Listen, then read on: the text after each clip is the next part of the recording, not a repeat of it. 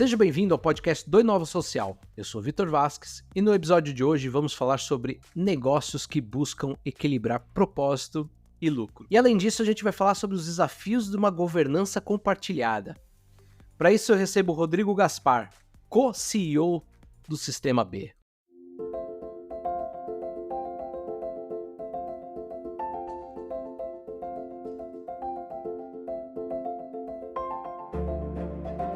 Rodrigo, seja bem-vindo. Obrigado, Vitor. Que alegria chegar aqui hoje, estar nesse espaço que não só traz a inovação social, mas traz aí uma clareza ainda maior da urgência que nós precisamos de novos ventos para esse momento que nós vivemos como sociedade, como planeta. Muito obrigado pelo convite. Honro e reconheço nosso amigo Gabriel Cardoso, do Instituto Sabin, que é uma ponte importante, e também Francine, que já esteve nesse lugar aqui, como Sistema B, e esses dois aos quais eu admiro, já vem aí pavimentando todo esse ecossistema que é melhor para o que a gente precisa aí para o planeta, para o mundo, e é muito sobre isso que o Sistema B fala. Rodrigo, você já adiantou alguns nomes aqui, mas para a gente começar a nossa conversa, eu gosto de, todo episódio do podcast do Inova Social, conhecer um pouquinho mais do convidado.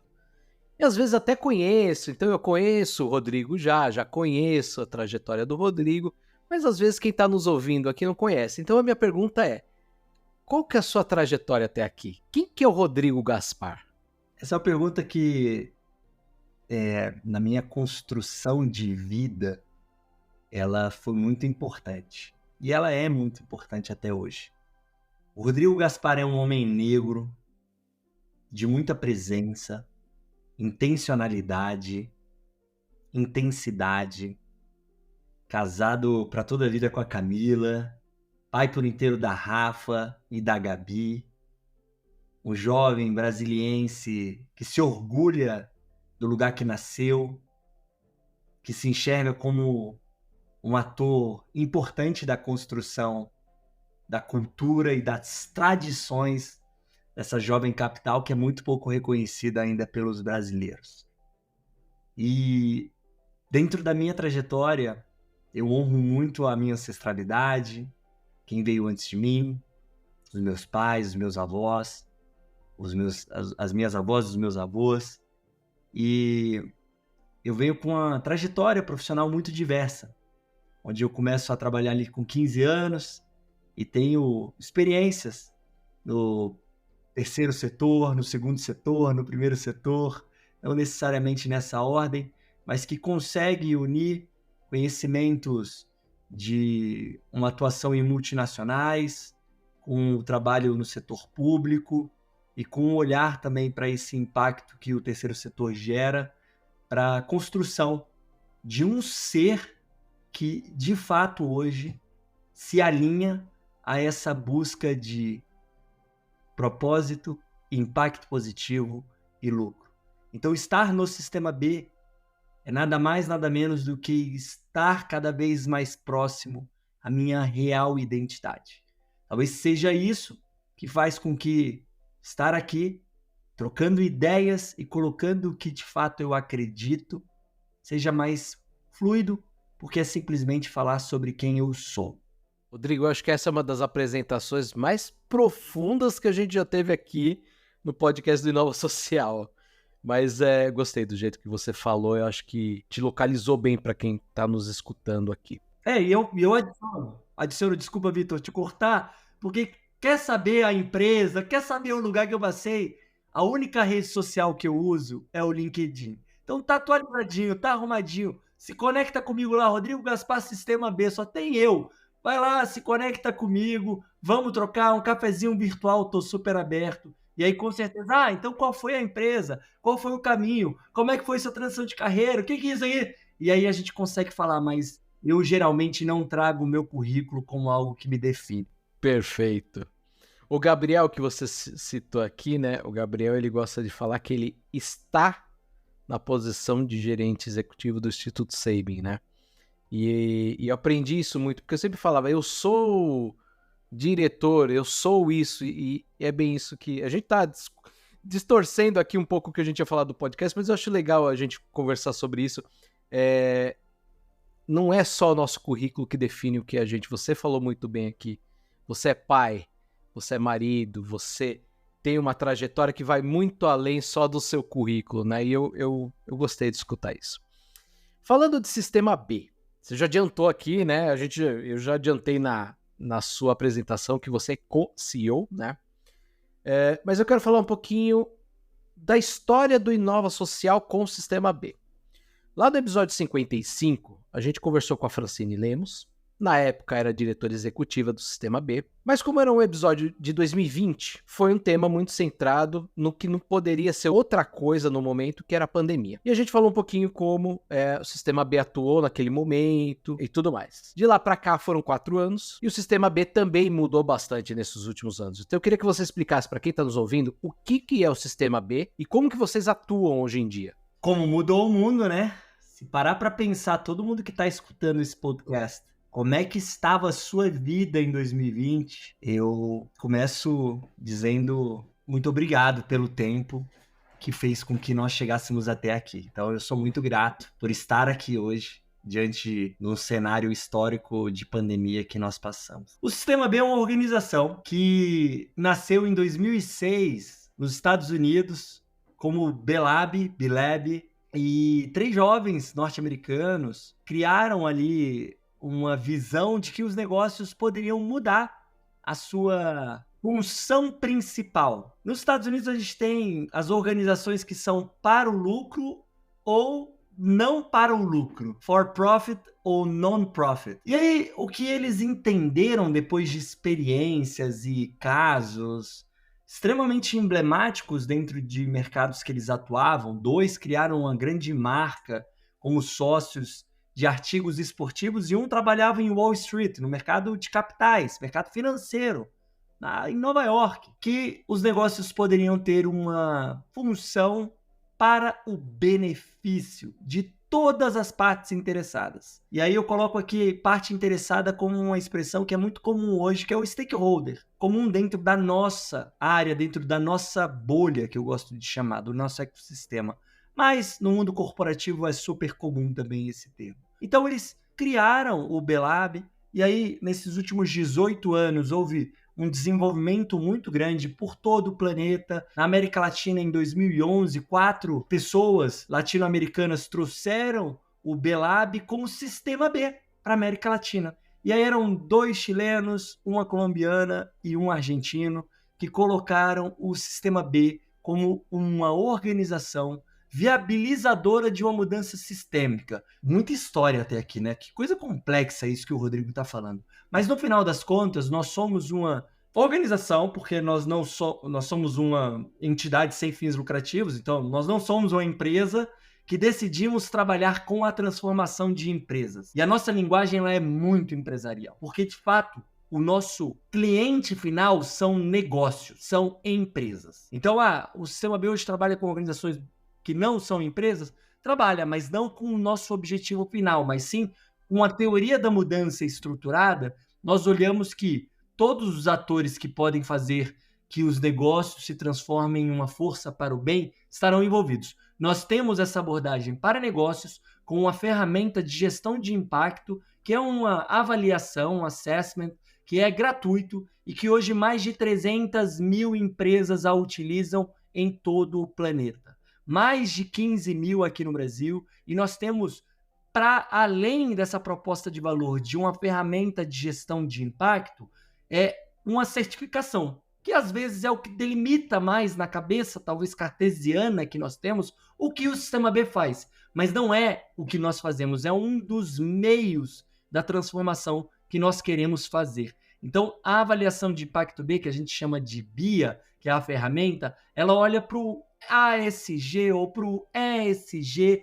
que tem aí a governança dentro das áreas que a gente olha, o meio ambiente dentro das áreas que a gente olha, mas um aprofundamento do S, olhando para os trabalhadores, para a comunidade e para os clientes. E essa avaliação ela passa por 5 áreas que fazem com que essa gestão de impacto possa estar em toda a atuação da empresa. Então, o Sistema B oferta esse valor gratuitamente, em 6 idiomas, de forma acessível para qualquer empresa. E se a empresa se entende como qualificada, quero mais, quero chegar para uma comunidade, ela pode entrar para um processo de certificação que faz com que ela ingresse dentro de uma comunidade de quase 10 mil empresas no planeta que hoje, de fato, atestam e validam e passam por uma auditoria do compromisso e dos esforços em níveis elevadíssimos internacionais de que nessas 5 áreas,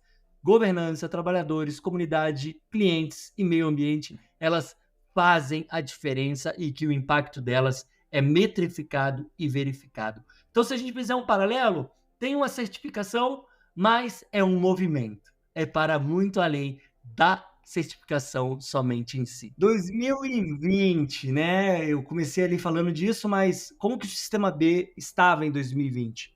Ele estava no Brasil com 7 anos de atuação, que o Sistema B no Brasil ele se iniciou em 2013.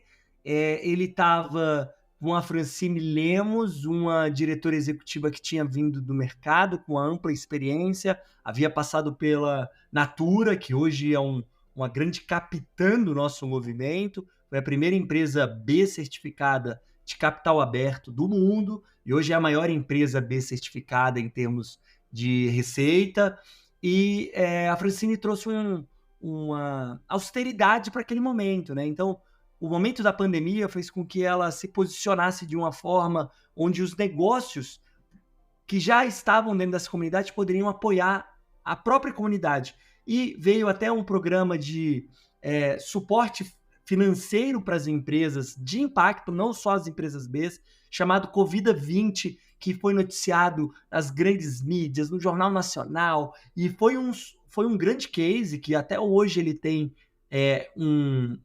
alguns frutos de empresas que tiveram esse suporte dado há 4 anos atrás, e também era uma organização que era basicamente centrada em São Paulo, era uma organização que vinha muito das origens, que tinha esse olhar de São Paulo e que também buscava a sua transformação interna, olhando para esses parâmetros do que a gente tem na ferramenta. Então, fez um trabalho excelente, era uma equipe talvez 4 vezes menor do que nós somos hoje.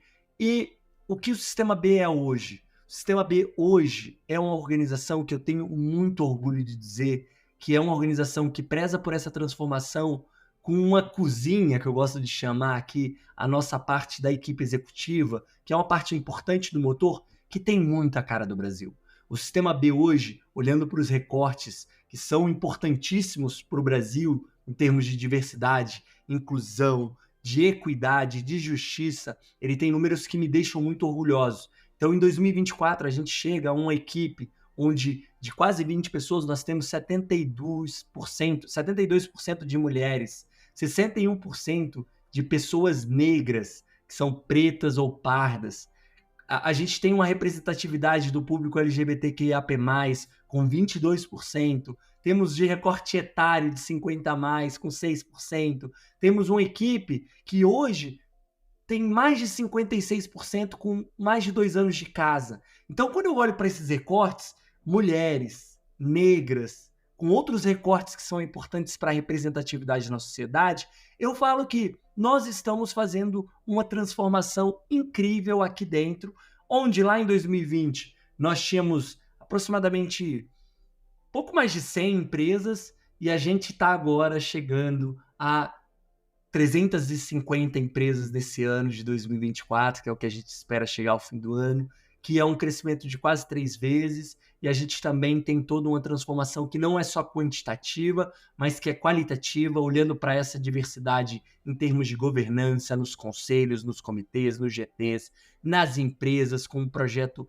incrível de trazer ainda mais empresas com lideranças negras para dentro da rede, e que a justiça social e a justiça climática são pautas extremamente relevantes para nós hoje, em 2024, e que foram plantadas sementes lá atrás por vários dos outros que estiveram no lugar que hoje eu estou, ao lado da Jéssica e da Cíntia. Esse modelo que você vai fazer é uma pergunta e falou aí já no início do desafio na descrição do nosso podcast, mas são muitas camadas de inovação e para finalizar a minha resposta, essa semana eu estive com uma liderança executiva de uma grande organização precursora do movimento de impacto no Brasil, que já atua há muitos anos, né?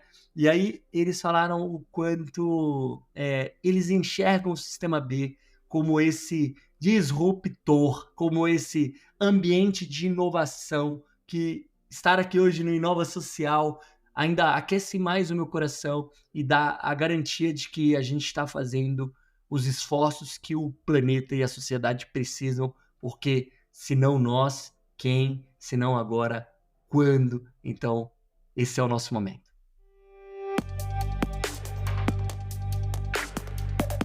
Rodrigo, eu já quero falar sobre essa representatividade da equipe, mas antes disso, eu queria puxar uma pergunta, já que a gente estava falando sobre questão de certificação e tudo mais. Você citou aqui Natura, citou alguns números, né? 350 empresas certificadas. A grande pergunta eu preciso ter um tamanho específico hoje para me submeter a essa certificação? Eu preciso ser uma grande empresa para eu ser certificado pelo Sistema B? Eu posso ser um empreendedor? Como que funciona isso? Existe, quando você já traz essa pergunta, né? Porque eu mencionei a Natura, uma grande empresa, de fato existe um paradigma de que a certificação em si, ou a ferramenta, ou a gestão de impacto, ela se adequa para empresas maiores, o que não é verdade. 70% das nossas empresas, na nossa comunidade, são empresas micro ou pequenas. Então, é tudo sobre uma questão de decisão. É sobre uma questão de eu mesmo sendo um MEI no Brasil, eu posso ser uma empresa B certificada. Incrível! Porque eu posso colocar dentro do meu micronegócio uma gestão de impacto com premissas e diferenciais que eu sei que o meu negócio vai estar gerando para todas as partes interessadas que eu vou atuar. Então, não é sobre tamanho, não é sobre setor, não é sobre idade de negócio, é sobre tempo de vida do negócio, né? É sobre uma decisão. Gosto de convidar as pessoas para que, mesmo se parecer longe, começa a se imaginar dentro desse espaço, né? Porque eu sou um homem que gosta muito de frases, né? E gosta muito de estar atento a como que o que a gente tem, né, de elementos como seres humanos podem favorecer o que a gente acredita de melhoria para o planeta.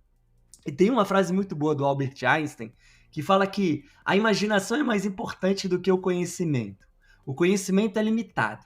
A imaginação circunda o mundo. E aí eu parafraseio ele, colocando a minha licença poética de mudança, que a imaginação é um ensaio da ação. Então, quando você tá aí pensando, será que eu tenho condições? Será que eu não tenho condições? Será que eu, como podcast, Inova Social, conseguiria? É sim possível. Coloca isso como um ponto, porque eu estava no outro podcast há uns tempos atrás e eu falei assim, esse microfone incrível que o Vitor tá falando, não estou conseguindo ver porque a gente está aqui com o vídeo ligado, ele, antes de existir, bonitão, equipamento, tecnologia como esse que está ali, ele estava na cabeça de alguém. Ele passou pela cabeça de alguém. Ele só existe porque ele estava na cabeça de alguém. Seja em componentes, seja nesse formato. Mas nós precisamos começar a visualizar os nossos negócios, as nossas organizações nesse novo formato, nesse novo patamar, e não trazer condicionantes, porque essas condicionantes e essas barreiras muitas vezes vêm de um pensamento que é da velha economia, que é do formato antigo do planeta, que tem toda uma questão de colonialismo, de estruturas que são amarras, e aí a gente poderia ir para um outro campo que hoje me encanta e que eu amo falar, mas que nós precisamos ser inovadores, corajosos, e fica bom em tomar decisão quem toma a decisão. Você tomar a decisão do hoje, do agora, você vai estar no próximo ponto de tomar de decisão melhor. Então tomemos decisões para a gente fazer com que isso tudo aconteça. todos são convidados para se juntarem à nossa comunidade. Rodrigo, você falou sobre velha economia, ser inovador, corajoso. Então eu quero falar um pouquinho sobre, acho que um dos maiores desafios que vocês estão passando nesse momento, e olhando um pouco para dentro, né?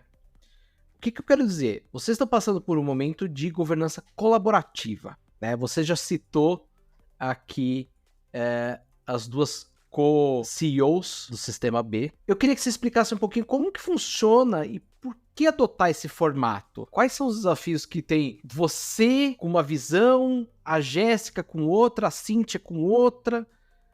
Como que é esse desafio de fazer serem 3 diretores executivos dentro de uma empresa, por mais que seja, né, uma organização, enfim, vocês estão falando com empresas, né? Então vocês também estão dando o exemplo como inovadores corajosos também. É sobre isso, né? Se a gente fala, tem uma frasezinha que é o walk the talk, né? Eu gosto de inverter ela, é o talk the walk, eu só falo o que eu já sou. Então, é sobre isso mesmo, Victor. Como é que tá sendo? Tá sendo. São 50 dias dessa tomada de decisão que vem de um estudo profundo, de um comitê de pessoas, cultura e governança, de um comitê de seleção, com uma estrutura de governança muito forte que nós temos, com conselhos que tem aí pessoas diferenciadíssimas dentro do mundo empresarial brasileiro e global também. Então, assim, não existe resposta pronta. Não existe. Existe muito da vontade, existe muito do alinhamento de seres humanos, que são seres humanos, com essa parte do que nós acreditamos, mas é uma caminhada. É uma caminhada e todo o movimento que esteve presente dentro dessa tomada de decisão sabe que existem todos os lados positivos e a inovação e a disrupção, mas também existem os desafios que a gente precisa cumprir. Como que a gente está fazendo? A gente hoje, dentro desse lugar da equipe, tem aí 2 que já estavam com mais tempo de casa, eu e a Cíntia, a Jéssica chegando com um olhar complementar, com habilidades que são extremamente valiosas para o momento que a gente está passando, e a gente se aprofundou. Uma das coisas que eu tenho muito orgulho e que eu acho que vale para todo relacionamento é que no nosso primeiro encontro presencial, a gente passou um dia todo junto, a gente listou o que nos minava, o que embarreirava nós sermos nós mesmos. E isso me deixa muito orgulhoso, porque a gente começou com um espaço de cuidado, de saber assim, qual que é o ponto sensível que cada um tem. Então, humanizar o processo é algo que para mim é muito valioso. E ter uma rede de apoio ao nosso lado também, com toda essa estrutura de governança, com um espaço onde a gente tem esse backup, onde a gente tem esse suporte. E nós temos aí uma caminhada onde olhar para a organização, olhar para as áreas da organização, olhar para os temas sensíveis, para as pessoas da organização, para todos os interlocutores do movimento e pedir uma ajuda externa, que é o que a gente também está fazendo, um apoio com um olhar especializado de uma organização que já fez o desenvolvimento desse processo em outros lugares também, que é inovador, mas não é inédito. Então tem outros casos que a gente já observou em diferentes lugares que vêm sendo casos para a gente entender o que deu certo, o que não deu certo. Mas, Vitor, eu estou muito confiante. Assim, eu estou muito confiante, eu estou me sentindo muito desafiado. Eu posso dizer para você que não está sendo fácil, não é romântico, não é um dorama, como a minha filha de 11 anos fala, papai, eu acho que eu estou gostando de dorama agora. Aí eu, beleza, filha, porque é romântico, então tem toda uma história, tem todo um lugar ali. Não é um dorama, não é romântico. Então eu estou muito sóbrio, eu sei dos desafios e das dificuldades, mas eu também sei que quando a gente olha para o nosso planejamento estratégico e a gente tem várias premissas que são austeras, que são ousadas, que trazem todo esse alinhamento que a gente quer de impacto positivo, propósito e lucro, e que a gente vê que dentro desse planejamento estratégico, nos nossos comos, tem que não deixaremos de ter no processo elementos de amorosidade, de alegria. Isso está dentro do nosso documento formal, tá? Do planejamento estratégico que é apresentado para a rede, que é validado e aprovado pelo conselho.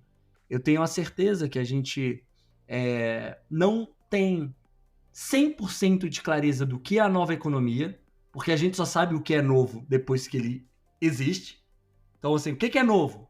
A gente é novo, o que é a nova economia? Eu, há uns tempos atrás, estava numa fala ao lado de um ex-ministro da Fazenda, presidente do BNDES, e a gente estava abrindo uma turma de mestrado e doutorado da maior escola de negócios do Brasil, e aí ele falou assim, nós estamos construindo uma nova economia em cima de uma velha economia. Então não é tira uma e coloca outra. Não, é assim, transformação de ponto a ponto. Quem faz crochê, quem faz, sabe, entende que, cara, é ponto a ponto para você construir algo muito maior. Então tá sendo assim também, Vitor. Legal. Rodrigo, você falou que não é um dorama, né? Então eu queria entender um pouquinho no dia a dia, quais são os grandes desafios? Porque eu acho que vale dizer também que no conselho também não é um presidente só, né? Então eu queria que você falasse também um pouquinho sobre essa estrutura, que não é algo também... existe acima de vocês também, vocês fizeram essa governança colaborativa, né? Isso, o nosso conselho deliberativo hoje tem 2 chairs, tem 2 co-presidentes, 2 pessoas co-presidentes, uma mulher e um homem, então trazendo também esse olhar de diversidade de gênero e também outros recortes de preparação para a gente conseguir olhar para outros aspectos que são importantes para nós. E isso já é um ponto importante, porque numa estrutura de relacionamento onde um dos nossos grandes focos é a distribuição do poder, distribuir poder, porque é sobre isso. É como que a gente, na nossa mudança que a gente quer para a economia, a gente vai colocando essa distribuição para acontecer. Mas no dia a dia, que você perguntou, eu gosto muito de uma palavra que eu peço para as pessoas tirarem os filtros que elas tenham dessa palavra, no lugar que elas já escutaram, que é uma palavra muito bonita chamada comunhão. E a comunhão tem um conceito de um reitor de uma universidade italiana que ele traz que a comunhão ela é baseada em 3 pilares: confiança, diálogo e reciprocidade. E a gente vem trazendo muito esses 3 diálogos para o dia a dia. Então, com certeza, Vitor e ouvintes, tem muito mais diálogo do que o convencional, tem muito mais cuidado com a reciprocidade do que o convencional e tem muito mais cuidado com a confiança. É sobre confiar. Não é sobre uma sobreposição em todos os espaços, nem um gap, um espaço em vazio que a gente não tem definições, mas sobre esse lugar onde, quando a gente tem um diálogo, onde trazemos as intenções, trazemos estratégia tática e operacional para lugar de curto, médio, longo prazo, olhando o que é sensível, olhando o que é risco, a gente consegue se posicionar, trazendo o que cada um tem de melhor. Então tem isso, né, das identidades, da identificação, o que cada um tem de melhor, onde cada um performa, mas também onde cada um quer se desenvolver. Então, para mim, Vitor, a gente vem se especializando em trazer conversas difíceis para a mesa e tendo a consciência de que a gente está na mesma direção. Então, vem sendo assim nesse dia a dia, como eu falei, são 50 dias até esse momento, mas espero que daqui os próximos 100 dias, 150 dias, 365 dias, a gente consiga ter mantido esses elementos que vão ter gerado resultados mais pragmáticos e talvez mais facilmente lidos para fora. Mas eu acho que a gente está criando um bom porto seguro e como eu passei pela formação de engenheiro agrônomo, então eu tenho essa cabeça do engenheiro, mas também da força da natureza, estamos cultivando boas raízes para fazer algo maior.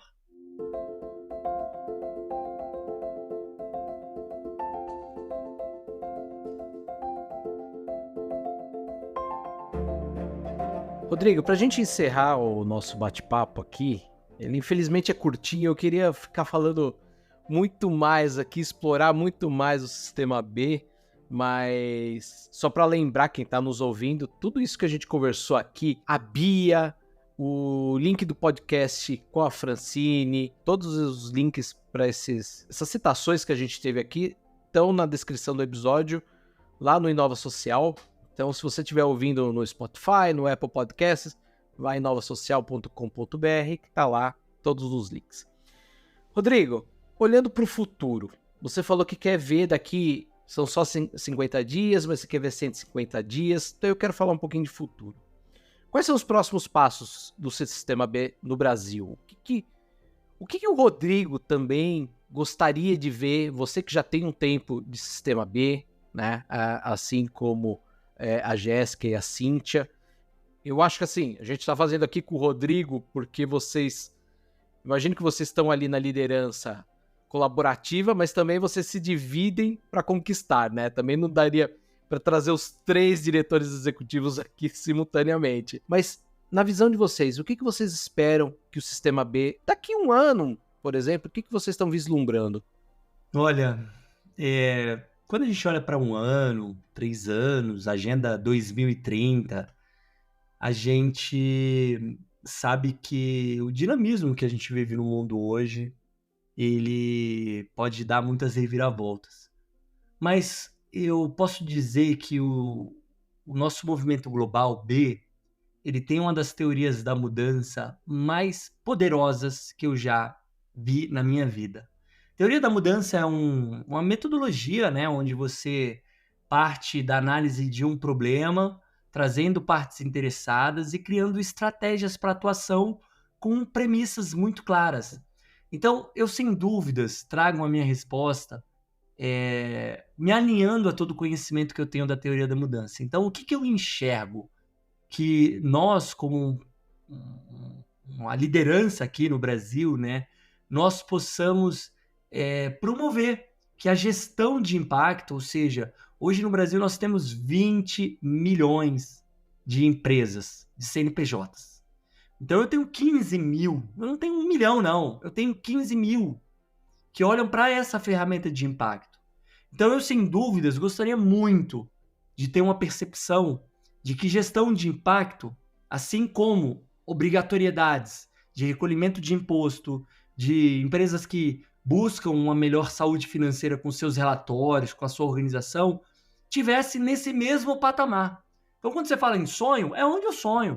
Eu sonho nos empresários e os empreendedores chegarem ao fim do ano e falar assim: uau, aumentamos tantos por cento de faturamento, aumentamos tantos por cento de lucro, mas aumentamos tantos por cento de impacto social. Olha quantas famílias, quantos indivíduos nós impactamos. Olha o quanto nós ambientalmente estamos mais responsáveis, emitindo menos gases de efeito estufa, reduzindo e melhorando a questão do uso da água. Como que a gente tem em relação ao nosso olhar de energias renováveis de baixo impacto? Então esse é o meu sonho, onde a gestão de impacto, ela de fato seja uma verdade, onde nós tenhamos uma rede de empresas globais que o melhor espaço de citar não é aquele grupo de CEOs das grandes empresas do Brasil, mas seja o grupo de CEOs que fazem a diferença no Brasil, não por conta das cifras financeiras única e exclusivamente, mas por conta de cifras financeiras alinhadas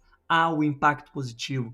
Então eu olho para esse espaço também, eu olho para um lugar onde a gente tem políticas públicas que favorecem essas empresas, que a gente consiga avançar com a Estratégia Nacional de Impacto, com o PL que está na CCJ, que qualifica e traz a denominação do que nós temos hoje nesse ambiente, e que a gente possa também divulgar com a comunicação, com a linguagem, para que as empresas elas tenham o seu reconhecimento nos consumidores. Então é o Vitor, é o Rodrigo, é a Camila, é o consumidor comprando e falando assim: por que eu vou escolher esse e não vou escolher esse?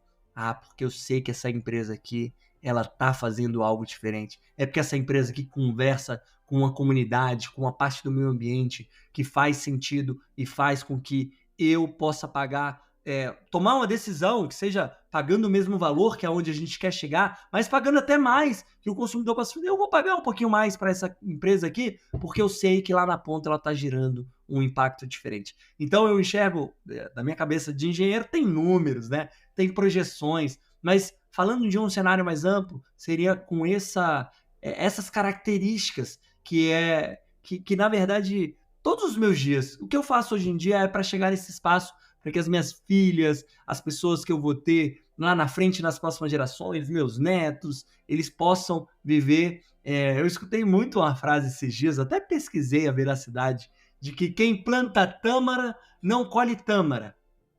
Essa frase é um ditado árabe que se aplicava no passado. Por quê? Porque no passado, quando você plantava uma semente de tâmara, demorava entre 100 e 200 anos para os primeiros frutos chegassem ali nas árvores. No passado. Hoje, demora de 5 a 10 anos. Então, sim, hoje é um outro cenário. Mas é muito importante assim, a gente entender que não precisamos, num curtoprazismo, querer que tudo que a gente está fazendo agora vai ser resultado do agora. Porque pode ser resultado para o nosso agora. Mas a gente deixar bem cultivadas sementes do que a gente está fazendo da nossa vida, a gente vai estar construindo uma palavra que é muito forte, que é um legado, que vai falar muito mais sobre quem nós somos e fomos do que o que nós fizemos. E é isso que eu vejo como futuro. Rodrigo, muito obrigado por essa aula. Não é nem um bate-papo aqui, eu fiquei escutando. Você é um cara que eu quero deixar registrado aqui. É muito gostoso escutar e esse paixão que você tem pelo setor, pelo que você faz, né? Você falou ali atrás, você é engenheiro, mas você é engenheiro agrônomo, então você é um cara dos números, mas é um cara que traz esse poder da natureza. É muito legal te escutar e é muito legal isso que você falou, da gente deixar legado, né? Eu acho que a gente, principalmente quando a gente está falando de empresas, a gente vive nessa ânsia por resolver tudo para ontem, né? Então ela precisa dar resultado para ontem. Isso também é muito do jeito brasileiro, né? De resultados para ontem, tudo quero para ontem. E a gente acaba, às vezes, esquecendo um pouco do legado, né? E eu acredito que essas empresas que hoje são certificadas pelo Sistema B, elas têm essa visão de que, claro, é importante o lucro, mas é importante também deixar um legado, né? É isso aí, é isso aí. Que todos possamos deixar um legado que seja para muito além das contas bancárias ou dos patrimônios. Que eu queria falar para você que está escutando hoje, que tem uma máquina chamada cérebro, que para além do cérebro tem a mente, que é a parte material do cérebro, que condicionou você a pensar em uma forma que, se a gente não mudar o nosso padrão mental do que é um negócio, a gente vai continuar reproduzindo, que é a forma de que os negócios, eles por si só, eles só servem para gerar lucro. E isso é tão estruturado que um vencedor do prêmio Nobel na década de 70 ganhou um prêmio, porque ele tinha uma teoria, que não é um prêmio só por causa disso, mas a teoria principal dele era que era isso. E a gente precisa ressignificar isso. E eu te peço que a gente repita todos os dias sobre isso. Porque é com repetição, constância, disciplina, que a gente vai construir um novo padrão mental. É o que eu venho fazendo nos últimos... na última década da minha vida, e é o que eu vou fazer até o último dia que eu estiver aqui materialmente, para que um legado fique dentro dessa história. Então, obrigado pelo convite, Vitor. Obrigado, obrigado, obrigado. E eu agradeço mais uma vez, e o ouvinte, a gente se vê no próximo episódio. Até lá, tchau!